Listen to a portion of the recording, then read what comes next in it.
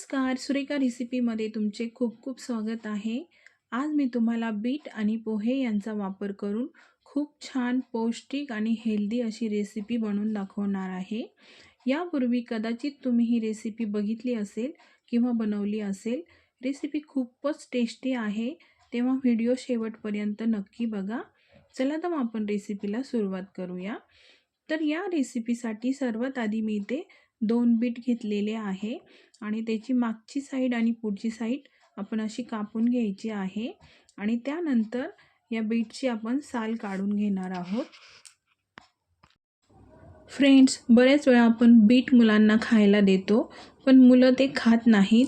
पण या पद्धतीने जर तुम्ही हा पदार्थ बनवला तर आठवड्यातून 2 वेळेस तरी हे तुम्हाला नक्की बनवायला लावतील. तर अशा प्रकारे आपल्याला दोन्ही बीटची साल काढून घ्यायची आहे. बीटची साल काढून झालेली आहे. त्याचसोबत मी ते गाजर पण या रेसिपीमध्ये घालणार आहे. यामुळे आणखीन आपली ही रेसिपी पौष्टिक बनणार आहे. आता एका ताटामध्ये अशा मोठ्या किसणीने आपल्याला हे बीट आणि गाजर दोन्हीही असं व्यवस्थित किसून घ्यायचं आहे. इथे तुम्ही बघू शकता मी दोन्ही बीट इथे किसून घेतलेले आहेत. आता गाजर पण आपण याचप्रमाणे किसून घेणार आहोत. आता मोठं असं मिक्सरचं भांडं आपल्याला घ्यायचं आहे आणि त्यामध्ये किसलेलं बीट आणि किसलेलं गाजर हे दोन्ही आपल्याला टाकून घ्यायचं आहे. मिक्सरचं भांडं जर छोटं असेल तर 2 बॅचमध्ये हे तुम्ही दळून घेऊ शकता. आता यामध्ये 1 वाटी पोहे मी इथे भिजून ठेवलेले होते, ते पोहे पण आपल्याला यामध्ये घालायचे आहे. पोहे आपल्याला मऊसूद असे भिजून घ्यायचे आहे. 2 बीटासाठी 1 वाटी पोहे हे प्रमाण अगदी योग्य आहे. आता ज्या वाटीने आपण पोहे घेतले आहेत त्याच वाटीने यामध्ये 1 वाटी आपल्याला रवा घालायचा आहे. रवा जाड बारीक कोणताही चालू शकतो. आता यामध्ये थोडे थोडे पाणी टाकून आपल्याला याची मस्त पेस्ट बनवून घ्यायची आहे मिक्सरला. तर हे बघा, असं मी मिक्सरला हे दळून घेतलेलं आहे. आता एका मोठ्या बाउलमध्ये हे बॅटर आपण काढून घेणार आहोत. आपण जो पदार्थ बनवणार आहोत त्यासाठी असं आपल्याला बॅटर हवं आहे. जास्त पातळही नाही, जास्त घट्टही नाही, असं मीडियम पद्धतीचं बॅटर आपल्याला हवं आहे. आता या बॅटरमध्ये बारीक कापलेली कोथिंबीर आपल्याला टाकायची आहे. कोथिंबीर आपल्याला जास्त टाकायची आहे, यामुळे खूप छान हा पदार्थ बनतो. आणि यामध्ये चवीनुसार आपण मीठ टाकणार आहोत आणि हे मस्त पुन्हा चांगलं आपल्याला मिक्स करून घ्यायचं आहे. तुम्ही बघू शकता बॅटरचा कलर किती छान दिसत आहे. अगदी नॅचरल कलर आहे हा. अशा प्रमाणे आपल्याला हे मिक्स करून घ्यायचं आहे सर्व. आता हे आपण 10 मिनिटांसाठी रेस्ट करायला ठेवून देणार आहोत. बॅटर रेस्ट होस्तोवर आपण या पदार्थासाठी एक चटणी बनवणार आहोत यासोबत खाण्यासाठी. यासाठी मी इथे 3 शिमला आणि 1 टोमॅटो घेतलेला आहे. आता शिमला मिरची आणि टोमॅटो याला आपण चाकूने अशा चिरा पाडून घेणार आहोत, म्हणजे हे पटकन शिजेल. ही शिमला मिरचीची चटणी ज्यांना शिमला आवडत नाही त्यांना एकदम नक्की बनवून द्या. त्यांना समजणार सुद्धा नाही की ही शिमला मिरचीची चटणी आहे. तर हे बघा, अशा पद्धतीने आपल्याला याला कट करून घ्यायचे आहे.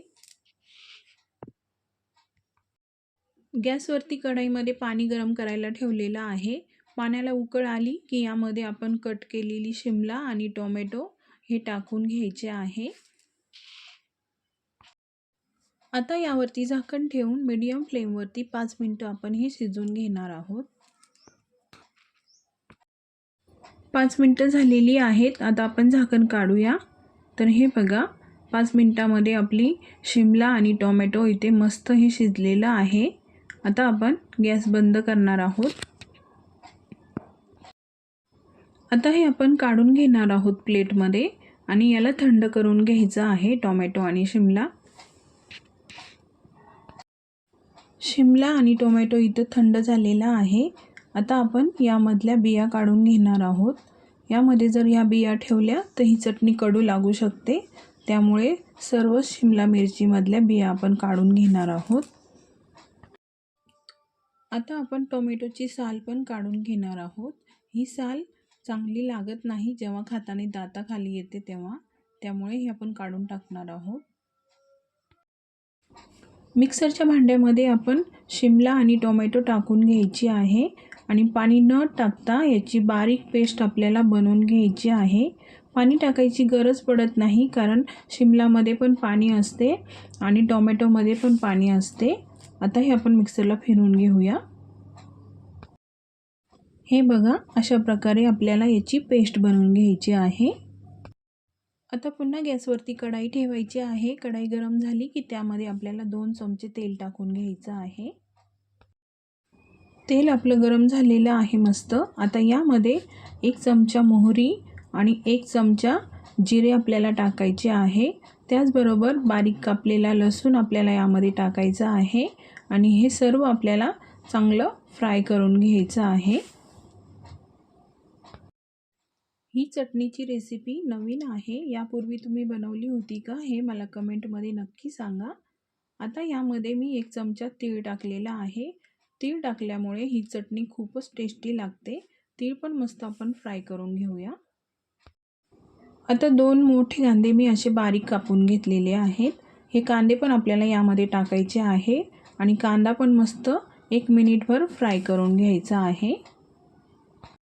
तर तुम्ही बघू शकता कांदा आपला मस्त फ्राय झालेला आहे. आता यामध्ये 1 चमचा मी हळद घातलेली आहे. 1 चमचा आपल्याला यामध्ये मिरची पावडर टाकायची आहे. 1 चमचा धना पावडर यामध्ये टाकायची आहे आणि हे आपल्याला मस्त फ्राय करून घ्यायचं आहे. मसाले फ्राय करताना गॅसची फ्लेम आपल्याला कमी ठेवायची आहे, नाहीतर हे मसाले जळू शकतात. आता यामध्ये बारीक कापलेली कोथिंबीर आपण टाकणार आहोत. कोथिंबीर पण आपण यामध्ये चांगली मिक्स करून घेऊया. आता यामध्ये आपण जी शिमला आणि टोमॅटोची पेस्ट बनवलेली आहे ती पेस्ट यामध्ये टाकून घ्यायची आहे सर्व. चवीनुसार यामध्ये मीठ टाकूया आणि हे मस्त सर्व चांगलं आपल्याला आता परतवून घ्यायचं आहे 1 मिनिटभर.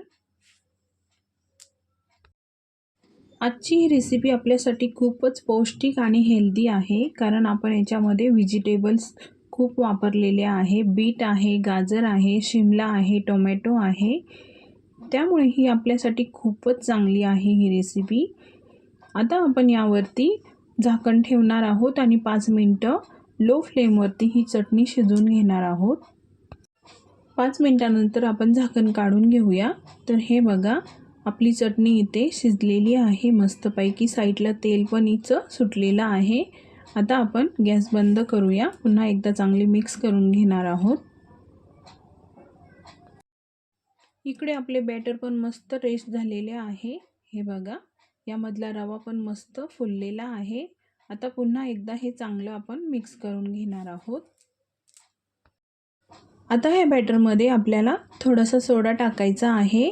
सोडा टाकल्यामुळे या पदार्थाला जाळी खूप छान पडते.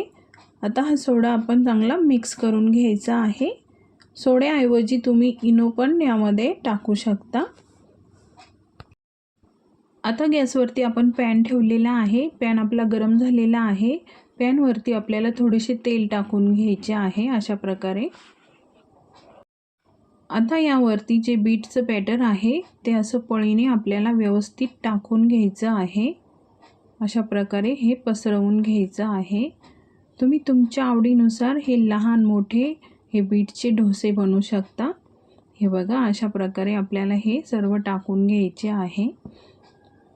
फ्रेंड्स, हा पदार्थ खूपच छान आहे. मी सांगते म्हणून नाही, जेव्हा तुम्ही हा पदार्थ बनवणार तेव्हाच तुम्हाला समजेल की हा पदार्थ किती छान आहे तो आणि किती छान लागतो खायला ते. तर अशा प्रकारे हे बॅटर आपण पसरवून घेतलेलं आहे. आता यावरती आपल्याला झाकण ठेवायचं आहे 2 मिनिटं आणि मीडियम फ्लेमवरती हा आपल्याला तयार होऊ द्यायचा आहे.